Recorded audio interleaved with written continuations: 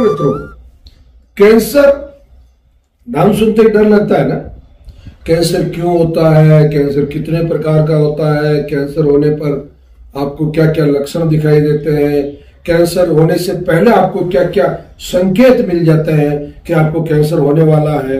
इन सब बातों पे मैं बहुत विस्तार से पूर्ण वैज्ञानिक तरीके से आपको इस वीडियो में समझाने वाला हूं। वीडियो पर अंत तक बने रहें आप, और हमारा चैनल अगर आपने सब्सक्राइब नहीं किया तो आप इस चैनल को अभी सबसे पहले सब्सक्राइब कर लें।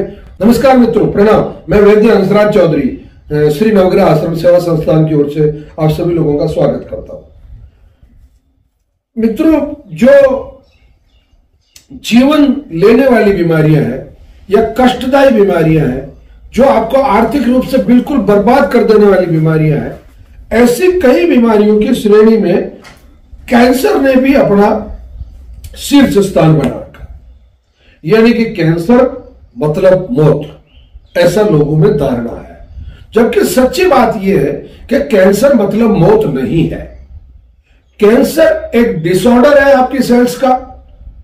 आपकी कोशिकाओं ने जो सामान्य तरीके से उनकी जो आदतें हैं, यानी कि एक से दो कोशिका का जो विभाजन होता है, उस नियम को भंग कर देना, उस नियम को नहीं मानना, उन कोशिकाओं का जो काम है उस काम को ठीक से नहीं करना।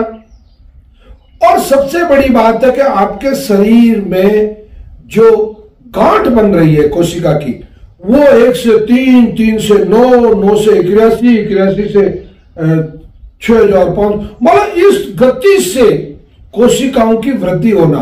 यानी कि अगर मैं इसको परिभाषित करूं तो बहुत संक्षेप में कैंसर को मैं ऐसे कह सकता हूं आपको कि अनियंत्रित कोशिकाओं का जो समूह है, या जो अनियंत्रित कोशिका है वो कैंसर कोशिका है, और अनियंत्रित कोशिकाओं का जो समूह है वो जो एक ट्यूमर बन गया है, एक गांठ बन गई है जिस अंग विशेष में, वो उस अंग विशेष का कैंसर कहलाएगा। जैसे आपके स्तन में गांठ बन गई है तो वो स्तन कैंसर, फेफड़े में गांठ बन गई है तो फेफड़े का कैंसर, किडनी में गांठ बन गई तो किडनी का कैंसर, बच्चेदानी के मुंह पे अगर कोई गांठ बन गई है तो वह सर्विक्स कैंसर, मस्तिष्क में अगर कोई बन गया तो ब्रेन ट्यूमर कैंसर। इस तरीके से उनके नामों से पुकारा जाता है। अब कैंसर सबसे पहले जो बड़ा कारण है, कैंसर होता क्यों है, इस पर अपन बात करते हैं। देखो, बिना आग के कभी धुआं नहीं उठता, बिना गलती के कभी सजा नहीं मिलती। ये प्रकृति के दो बिल्कुल फैक्ट रूल्स है। भाई, बिना आग के धुआं नहीं उठेगा, बिना गलती के सजा नहीं मिलेगी। अब गलती क्या? पहली गलती, प्रकृति के विरुद्ध व्यक्ति जब जब भी जाने की कोशिश करेगा तब तब उसे कैंसर होगा ही होगा। हो सकता है नहीं कह रहा हूं, होगा ही होगा। उदाहरण के लिए, प्रकृति ने आपको तंबाकू खाने के लिए पैदा नहीं किया, या आपके शरीर में तंबाकू को आहार के रूप में या तंबाकू को नशे के रूप में इस्तेमाल करने के लिए प्रकृति ने आपको कोई संकेत नहीं दिया। अब आप तंबाकू खा रहे हैं तो फिर माउथ कैंसर होगा, लंग कैंसर होगा, इंटेस्टाइन कैंसर होगा, रेक्टम कैंसर होगा। इवन की मैं तो ये कहता हूं कि सभी प्रकार के कैंसर तंबाकू से, अगर आपको सभी तरह के कैंसर अगर पैदा करने हैं तो उसका एकमात्र जो आहार है, जो गलती है, वो तंबाकू खाना है। पहली बात, प्रकृति के विरुद्ध। दूसरी बात, ये जो समुद्र का नमक है ये प्रकृति के विरुद्ध है, क्योंकि प्रकृति ने तो आपके लिए समुद्र का नमक थोड़ी बनाया था। किसने कहा कि समुद्र का नमक आप इस्तेमाल करना? कई शास्त्रों में कहीं वर्णन नहीं है कि समुद्र का नमक, कहीं बड़ा समुद्र से नमक बनाया जाता था। सबसे पहले तो आपको जो रॉक सॉल्ट है, जो सेंधा नमक है, वो इस्तेमाल करने के लिए प्रकृति ने तो सेंधा नमक बनाया आपके लिए। समुद्र का नमक किसने बनाया? या जो मान लो खारे पानी की जो झीलें हैं जिनमें प्रदूषण नहीं है, जिनमें ये इतने जहर नहीं है, वो नमक दूसरा नमक हो गया। यानी कि सेंधा नमक का उपयोग कैंसर का खात्मा है, कैंसर पैदा नहीं हो सकता। और समुद्र का नमक कैंसर का निमंत्रण है। समुद्र का नमक खाओगे तो निश्चित रूप से कैंसर को अपने घर लाओगे। तीसरी बात, मांसाहार, ये मांसाहार मनुष्य के लिए थोड़ी है। ये तो शेर है या गीदड़ है या कुत्ते हैं या बिल्ली है या ये जो जितने मांसाहारी जो पशु है, जिनके पंजे इस तरीके के नाखून वाले हैं या जिनके चमड़े वैसे हैं या जो जंगल में निवास करते हैं, उन लोगों के लिए है। इवन की बहुत पुरानी ऐसी खोजें हुई है जिसमें जो ट्राइबल्स हैं वो लोग भी बहुत बाद में जाके मांस खाने लगे। बाकी वो पहले तो फलों से अपना जीवन यापन करते थे, कंद से, मूल से, फल से अपना जीवन यापन करते थे। और आज भी कई ऐसे ट्राइबल्स हैं जो मांस का सेवन नहीं करते। आज भी कई ऐसी सभ्यताएं हैं जो शाकाहारी सभ्यताएं हैं, जो फलों पर अपना जीवन यापन करते हैं, जो सब्जियों पर अपना जीवन यापन करते हैं, जो अनाज पे अपना जीवन यापन करते हैं। ये हो गया।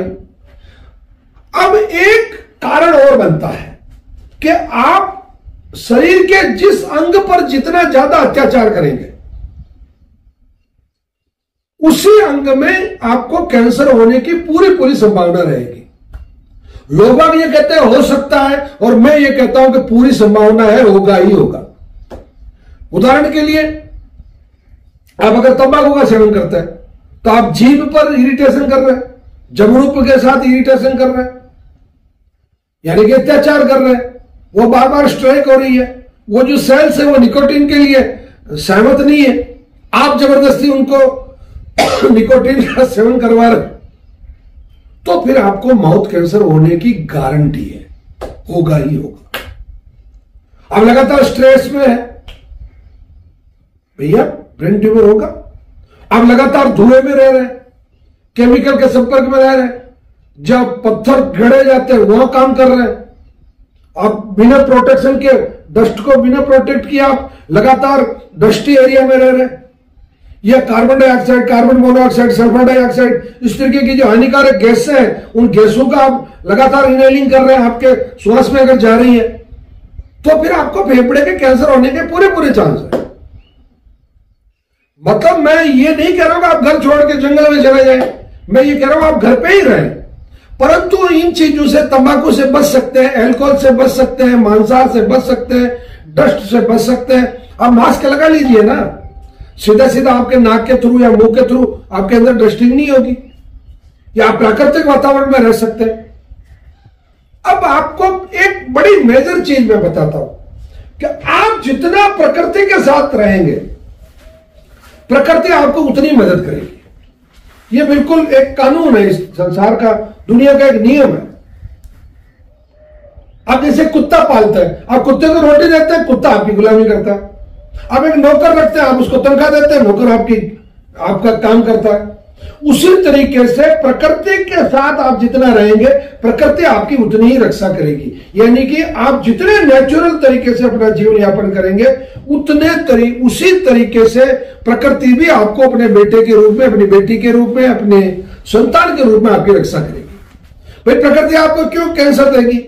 हाँ, केवल 6.5-7% लोगों में एक जेनेटिक कैंसर होता है। जेनेटिक का मतलब वंशानुगत, क्योंकि ये जो जीन जो है, ये जो डीएनए जो आपकी बॉडी का, आपकी सेल का जो डीएनए, क्योंकि आपके पिताश्री का एक शुक्राणु कोशिका और आपकी माताश्री की एक अंडाणु कोशिका, दोनों मिलके ही भ्रूण का निर्माण कर रहे हैं, और उसी से आप 9 महीने बाद संसार में किसी भी एक्स या वाई या जेड के नाम से आप पैदा हो रहे हैं, या आप किसी भी जेंडर के रूप में पैदा हो रहे हैं।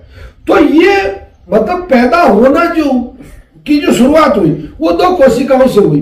उन कोशिकाओं में जो डीएनए है, उसमें अगर कैंसर का जो जीन है वो अगर ट्रांसफर होता है, तो इसके लिए मैं आपको आगाह कर रहा हूं, आपको सावधान कर रहा हूं कि अगर आपके परिवार में आपके दादा दादी, नाना नानी या माता पिता को किसी को भी अगर कैंसर है, तो उनकी जितनी जीवित संतान है उनको 4 महीने तक हमारे आश्रम से एक औषधि मिलती है, रक्त शोधन, वो उसका सेवन करना चाहिए। 4 चम्मच प्रातःकाल, 4 चम्मच सायकाल काढ़ा बना के उसका सेवन करना चाहिए।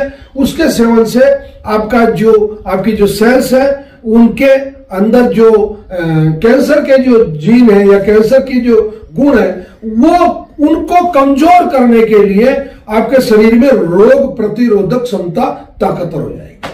तो पहला जो सिद्धांत हुआ, इतनी जो चीजें मैंने बताई, वो है कि आपका इम्यून सिस्टम जितना पावरफुल है, आपकी रोग प्रतिरोधक क्षमता जितनी पावरफुल है, तो निश्चित रूप से आपको के ऊपर कैंसर हमला नहीं कर सकता या आपके शरीर में कैंसर निवास नहीं कर सकता, अपना ठिकाना नहीं बना सकता है।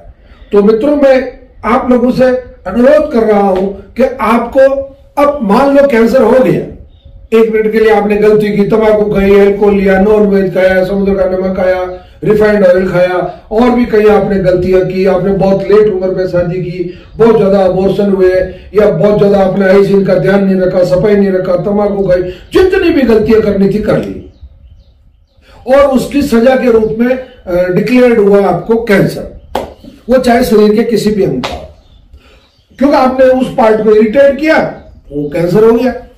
अब कैंसर होते ही हाय तौबा करने की जरूरत नहीं है, हाय दैया मर जाएंगे, कैंसर हो गया, अब क्या होगा, ये होगा वो होगा, ऐसा कुछ नहीं होगा। इसमें घबराने की बहुत ज्यादा आवश्यकता नहीं है, क्योंकि 99% जो सॉरी क्षमा करें 90% जो कैंसर है वो तो जानलेवा नहीं है, वो तो आपकी बॉडी में यही पड़े रहेंगे डोरमेंसी में। जैसे आपके मान लो आपने कोई बैंक में लॉकर लिया और उसमें कोई आप चीज रख के भूल गए, कई सालों तक पड़ी रही, और बाद में जब आपने लास्ट में लॉकर ऑपरेट किया तो पता चला गया अरे यार ये जो आभूषण था वो तो ये पड़ा ही रह गया।